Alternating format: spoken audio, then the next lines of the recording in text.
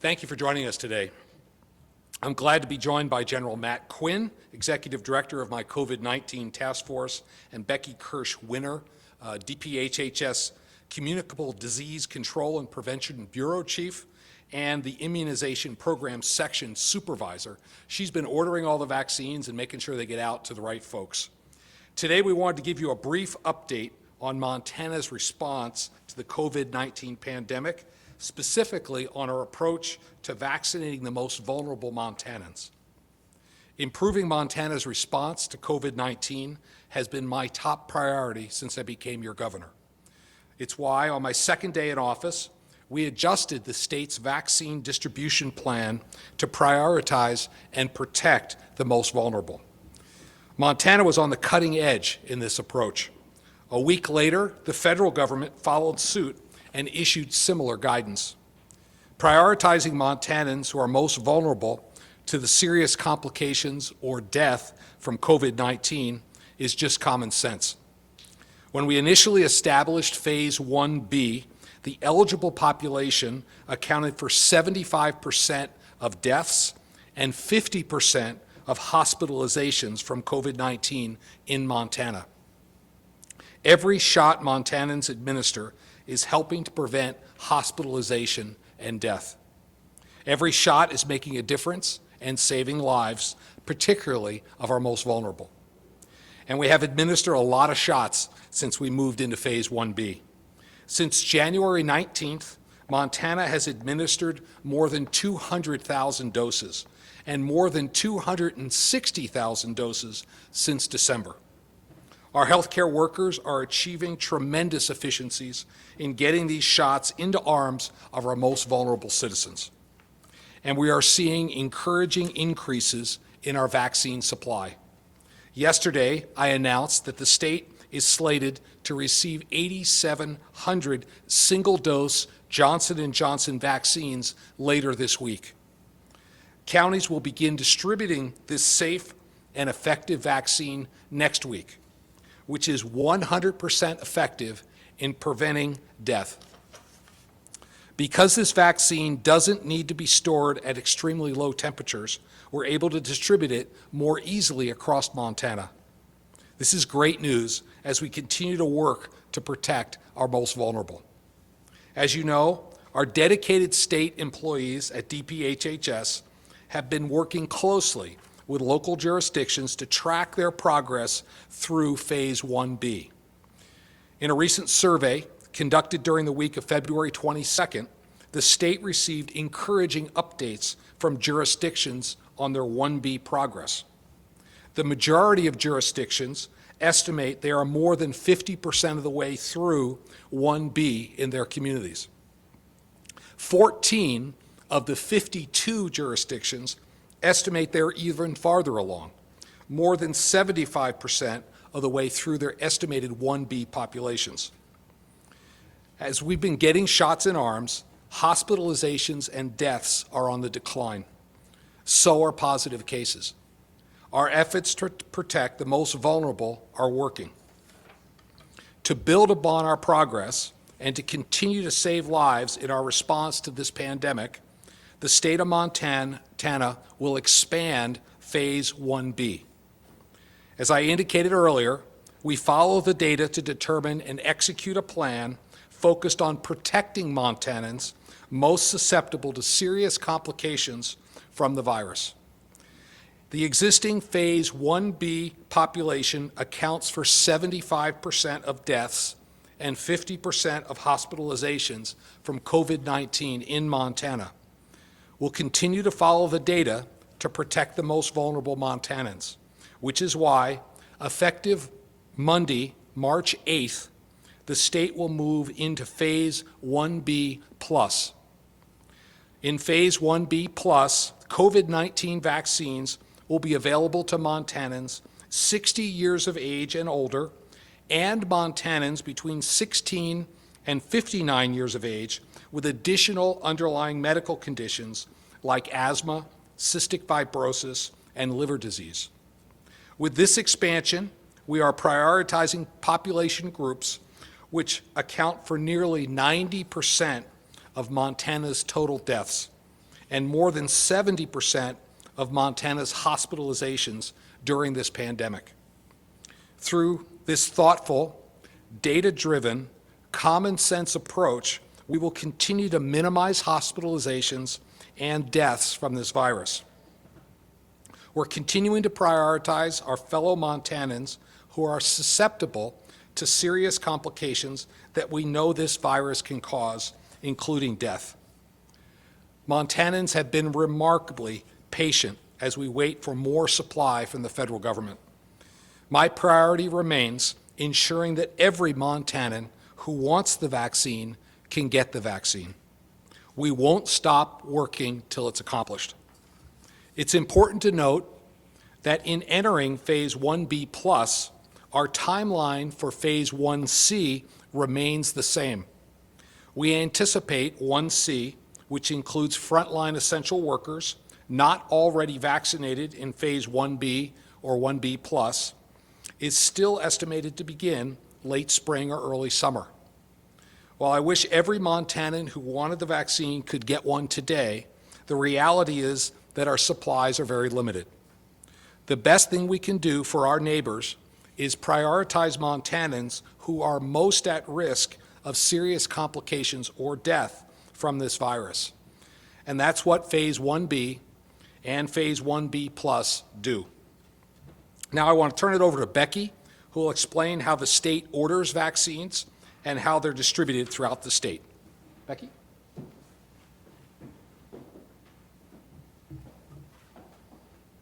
All right, thank you, Governor Gianforte. Good afternoon, everyone. As the governor mentioned, we're pleased to announce that we received news over the weekend that we were receiving 8,700 doses of the Johnson & Johnson vaccine for distribution across the state this week. Those 8,700 doses, along with nearly 24,500 doses of Pfizer and Moderna for first dose administration, and along with 21,000 additional doses for second dose administration, means that we're going to get nearly 53,000 of them to be administered as soon as our providers can get them into the arms of the Montanans. This is great news as we continue vaccinating our most vulnerable Montanans. So each week, we're notified by the CDC for the allocations for Montana. This usually happens on Tuesdays, and I'm really pleased to report that each week, Montana maximizes their allocation and orders every vaccine that's available to us. Once we're notified of that allotment, we work with the jurisdictions across the state to determine how to best allocate those vaccines to each and every jurisdiction. This process goes on each week since December to make sure that we get equitable distribution across the state of Montana. So this week, we'll learn our final allotment probably later today, and then we'll begin the process all over again. But I really want to give a shout out to all of our providers out in the state of Montana that are giving these vaccines. They're doing such a great job of getting the shots in arms quickly and as soon as they arrive. So with that, I'll turn it back over to Governor Gianforte. Thank you.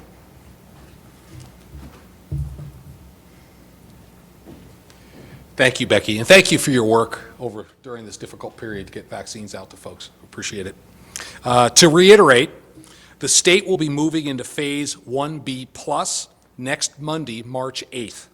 I encourage Montanans who are eligible for Phase 1B+ and who are interested in receiving their vaccine to visit covidvaccine.mt.gov for more information.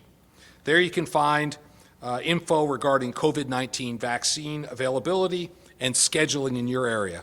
I also ask Montanans to help one another.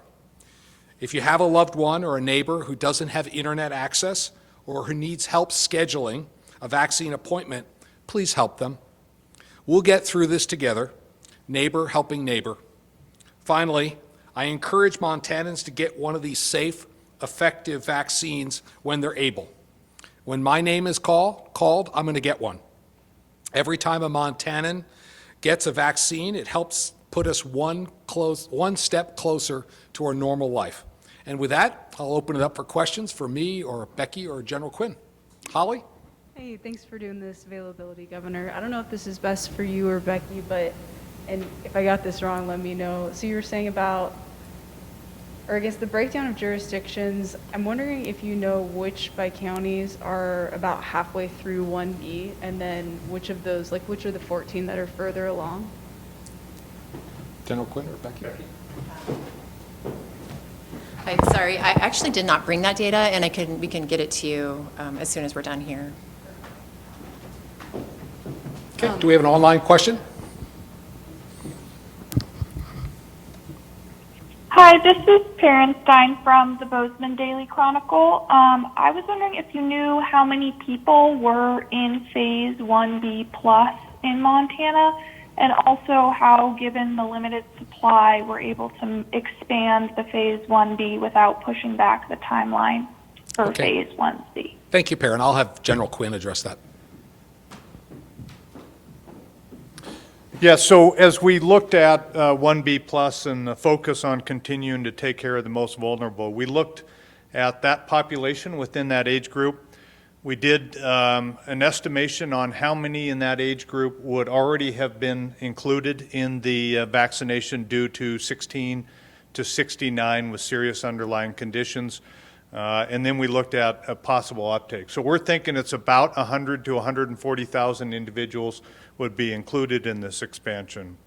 And as we continue to see vaccines increase, the supply coming into Montana, that's how we're confident that that timeline would stay along the same route.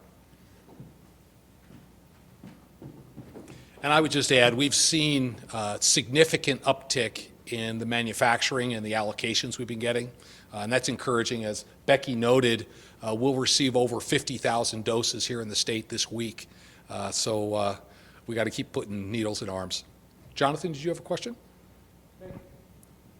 Thank you, Governor. Yes, Jonathan Anberry in Montana Television Network. I was wondering if you guys at the state level are making any kind of advisory as far as where the Johnson & Johnson vaccine should be directed, if it should be used differently in light of the different characteristics that it has. Yeah, good question, Jonathan. As you know, it's a one-dose vaccine, not a two-dose. Also, it does not require the super low temperature storage. Who would like to address the question of how we're doing allocations? Yeah, General Quinn. So a couple things that as you look at the CDC response to that same question, they're getting that same question. You know, as they went through the EUA process for both Pfizer and Moderna back in the December timeframe, and now here we are in March that they went through the EUA. So the COVID-19 has changed. There are variants out there, and frankly, Johnson & Johnson was tested against those variants that we didn't have when Moderna and Pfizer. And so that's why the guidance is, and you heard Governor Gianforte say, take the vaccine that's offered to you because the efficacy of them are good and 100% death protection for the Johnson & Johnson as well. So again, recommendation is take the vaccine that's offered. Good. We have another question online. Hi, Governor Gianforte. This is Rachel Kramer with Yellowstone Public Radio. I was curious who's covered under the frontline essential workers, and is there a list that would detail that? That is the definition, the 1C definition from the CDC. Am I correct in that? Yeah, that hasn't changed with this announcement. Thank you, Rachel. Holly, did you have a follow-on? Yeah, I was wondering, General Quinn talked about variants, and I'm wondering if there's been any variants that we've seen in other states that have been concerning in Montana yet, if we've noted any of those. Holly, thanks. So we have not detected variants yet. We are testing, and MSU has expressed concern about a couple that have been sent on for further verification. But until we get that verification back, there's been no variants detected in Montana through our testing. And then, I don't know if this would be best for you. I'm wondering about what the uptake rate has been in Phase 1B so far.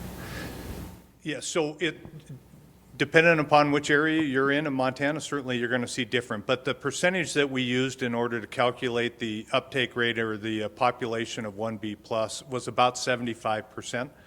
We want to make sure that we've got the vaccines for 1B plus. Okay, we'll take another question online. Hi, Governor Gianforte. This is Freddie Monadas with the Bozeman Daily Chronicle. Hi, Freddie. Thanks for holding this call. Yeah. I had an unrelated question. I was hoping to talk about Senate Bill 140. It passed both chambers of the legislature. I was just wondering if you planned on signing that bill, and how would that affect judges who are awaiting Senate confirmation who were appointed by former Governor Steve Bullock? Okay, and remind me what 140 is. We have a couple thousand bills moving through I'm sorry, yeah. It would abolish the Judicial Nomination Commission and give the governor authority to appoint interim district court judges and Supreme Court judges. Yeah, I'm going to consider every bill that gets to my desk thoughtfully. I think my understanding of that bill, I haven't seen the final form yet, but it just implements what our Constitution says, and we're inclined to support it. Yes. Yeah, hi, Governor. I'm curious about, I'm thinking back to a press conference a couple of weeks ago. You called on the Biden administration to send more allocations of the vaccine to Montana. I'm just curious if you have thoughts now on where we're at with that, if you feel like that call has been answered, or can I get an update on that? We have reached out to the Biden administration. I was on a call earlier today with administration officials. We made it very clear we did not think that we were getting our fair share. We were at 45th out of 50 states in per capita allocation. The number of allocations, the Biden administration did respond to our call, including us in the federally qualified health center allocation. We got the Missoula Center added, so I would thank them for that. I still think we're owed more vaccinations.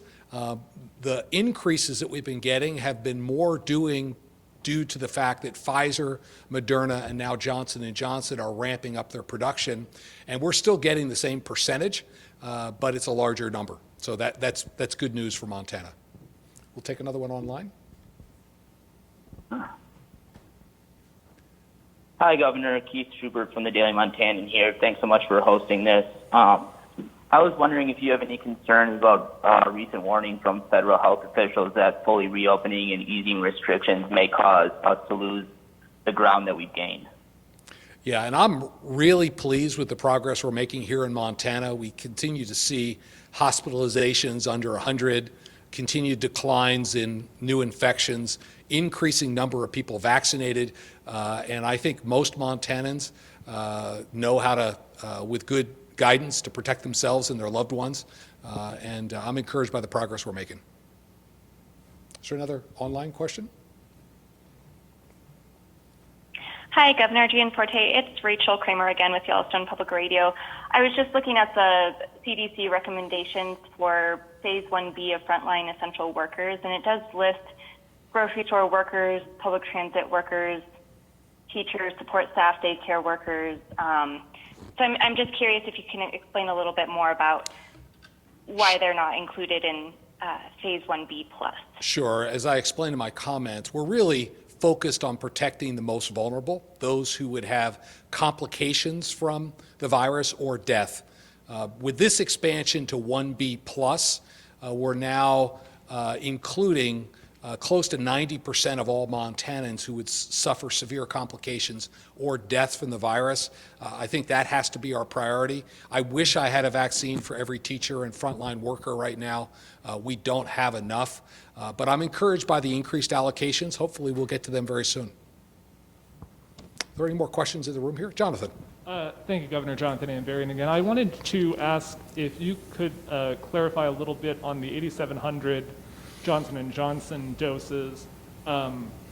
Is that part of this week's allocation? As we said, usually on Tuesdays we're getting an idea of what our allocation is. Becky's my expert on numbers of vaccines. Yes, I'd be happy to take that.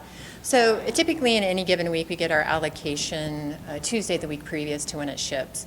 Because the Johnson & Johnson vaccine was new this week, we did not receive our allocation until this last weekend. So we were able to, after the authorization was complete, we were able to order it this week with it anticipating being shipped later this week at that time. So it's included in this week.